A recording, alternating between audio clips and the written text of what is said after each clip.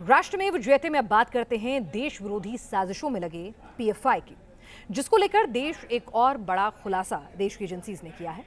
RSS नेता की हत्या के आरोप में पीएफआई नेता अबू बकर की गिरफ्तारी के बाद पता चला है कि किस तरह से केरल में पीएफआई के लोग ऑपरेशन बदला चलाकर हिंदुओं को ठिकाना लगा रहे थे और पीएफआई के रिवेंज मॉड्यूल को देश भर में आगे बढ़ाने का क्या प्लान था, क्यों हिंदुओं को खातने का प्लान था, ऑपरेशन बदला रिवेंज क्या था, देखते हैं।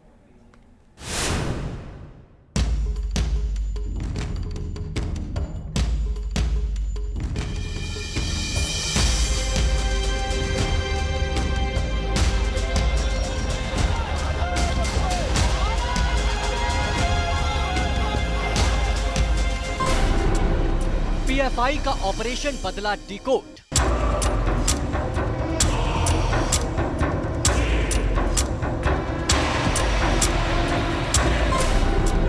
आरएसएस नेता की हत्या, पीएफआई पर शिकंजा।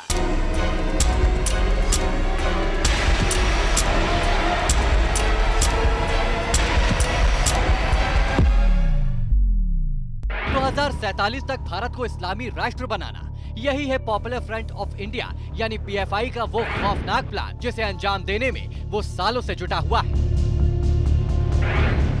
अगले 25 साल में भारत को मुस्लिम देश बनाने के लिए पीएफआई कैसे देश विरोधी साजिशों में जुटा है और अब केरल में आरएसएस नेता की हत्या के मामले में पीएफआई के एक जिला सचिव की गिरफ्तारी से पता चला है कि कैसे इस्लामिक राष्ट्र के एजेंडे को सफल बनाने के लिए ऑपरेशन बदला चला रहा है, जिसके तहत एक के बाद एक हिंदू नेताओं की हत्या की जा रही है। ശ്രീനിവാസൻ കൊലക്കേസിലെ 27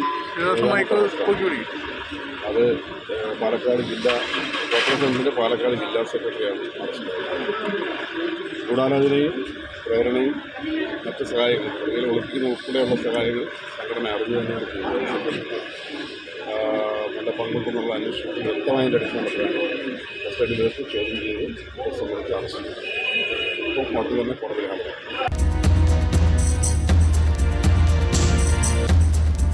पीएफआई के ऊपर धर्म के आधार पर नफरत फैलाने के भी कई आरोप लग चुके हैं। साथ ही पीएफआई रिवेंज मॉड्यूल पर भी लगातार काम कर रहा है, जिसके तहत बीजेपी और आरएसएस नेताओं की टारगेट किलिंग की जा रही है।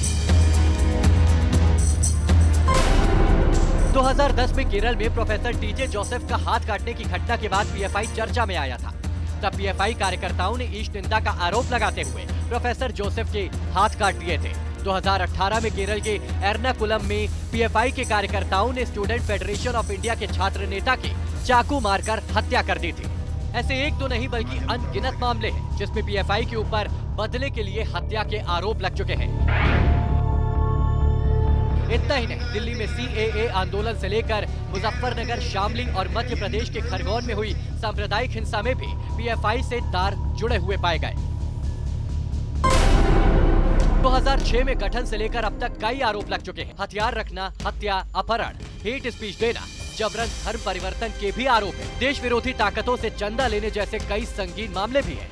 सीएए के विरोध में दिल्ली बेंगलुरु हिंसा में पीएफआई का हाथ था। हाथरस के बहाने माहौल बिगाड़ने का भी आरोप है। आईएसआई से पीएफआई के कनेक्शन का भी खुलासा हुआ है।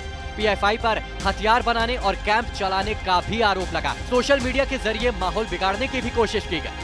पीएफआई बार बार सफाई देती है, सरकार पर टारगेट करने के इल्जाम लगाती है, लेकिन जब जब जांच का पिटारा खुलता है तो पीएफआई का देश विरोधी कट्टरपंथी मजहबी एजेंडा एक्सपोज हो जाता है।